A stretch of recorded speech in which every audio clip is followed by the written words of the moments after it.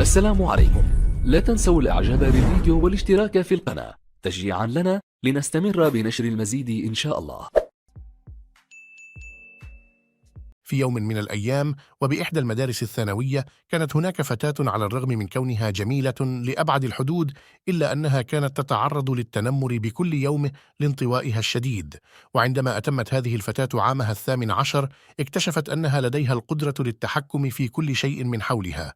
اكتشفت قوى خفية تتمتع بها لم ترد استخدامها على الإطلاق، وكانت تلحظ قواها تزداد عندما تغضب وتثور.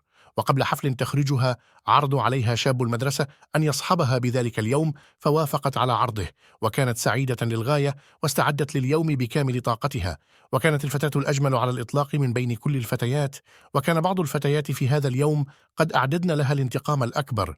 وبينما كانت تكرم بكونها الفتاة الأجمل أوقعوا على رأسها ورأس الشاب جردلا مليئا بالدماء. وكان من حظ الشاب العسر أن لوح كبير للغاية من الخشب الثقيل سقط على رأسه فأودى بحياته. وفي هذه اللحظة لم تستطع الفتاة التحكم في نفسها أكثر من ذلك، فتحررت كامل قواها وانتقمت من كل من حولها شر انتقام. كانت الدماء تغطي كامل جسدها، وأول ما فعلته أنها أوصدت كامل الأبواب وأشعلت بقواها حريقا هائلا لم يبقي على أحد.